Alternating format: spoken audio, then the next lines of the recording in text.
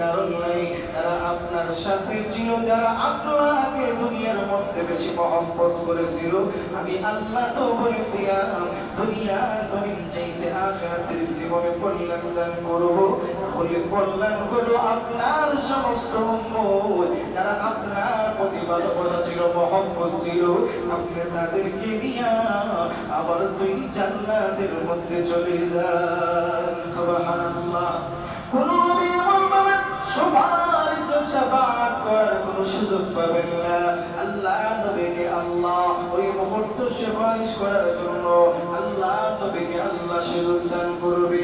আল্লাহ নবীকে আল্লাহ এত কল্যাণ কেমনে প্রত্যেক নবীকে দিয়ে কাপড় পরিধান করাইয়া আল্লাহ উঠাইবে। আমার নবীকে আলাদা কাপড় পরিধান করাইয়া আলাদা বাহন দিয়া আমার নবীকে আল্লাহ কিয়ামতের কঠিন ময়দানে ওঠাবে। আমার নবীর সম্মান থাকবে বেশি।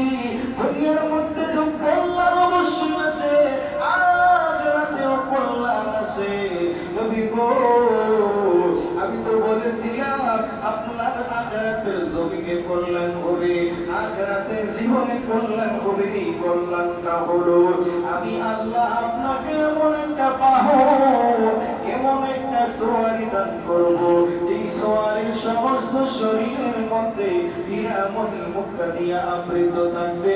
ওই সওয়ারিটা এমন সুন্দর, দুনিয়ার জমিনে এমন কোন সওয়ারি কখনো আপনি চোখে দেখেন নাই।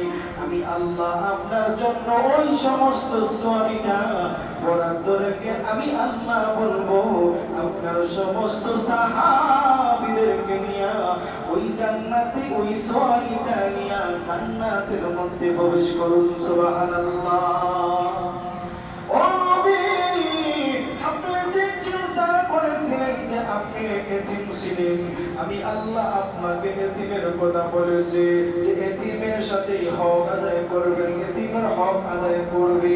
এর মাধ্যমে পৃথিবীর সমস্ত মানুষদেরকেও আমি আল্লাহ হুঁশিয়ার করে দিলাম যে দুনিয়ার মধ্যে তো এতিম সন্তান আছে, ওই এতিমের সন্তানদেরকে তোমরা কদর করিও। কারণ এতিমের কদর যদি করো, ওই এতিমদেরকে আমি আল্লাহ এত মর্যাদা দান করি। ওই এতিমের মাথার মধ্যে যদি তুমি হাত বুলায় যদি মহব্বত করো, ওই এতিমের মাথার মধ্যে যতটুকু চুল আছে এই চুল পরিমাণ সওয়াব মহান আল্লাহ তোমার আমলনামার মধ্যে দান করবেন। সুবহানাল্লাহ। তাহলে এতিমের হক নষ্ট করা যাবে না, এতিমদের সাথে ধমক দেওয়া যাবে না, এতিমের হকটা তাকে বুঝাইয়া দিতে হবে।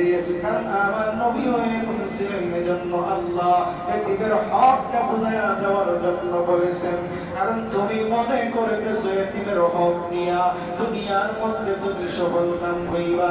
আল্লাহ নবী রাহমাতুল লিল আলামিন বলেন যারা এতিমের হক নষ্ট করে তারা যেন তার পেটের ভিতরে আগুন ঢুকাইল। নাউযুবিল্লাহ। কারণ এতিমের হক, কারণ তার মা নাই, তার বাবা নাই, তার হকটা তুমি বুঝাইয়া দেওয়ার দরকার। এখন যদি তার সম্পদ নিয়ে আপনি বাড়াবাড়ি করেন, তার সম্পদ নিয়ে বাড়াবাড়ি করেন, আর ওই হকটা নিয়ে বাড়াবাড়ি করেন, কিয়ামতের কঠিন ময়দানে মহান আল্লাহ ওই বিষয় তোমাকে নষ্ট করবে।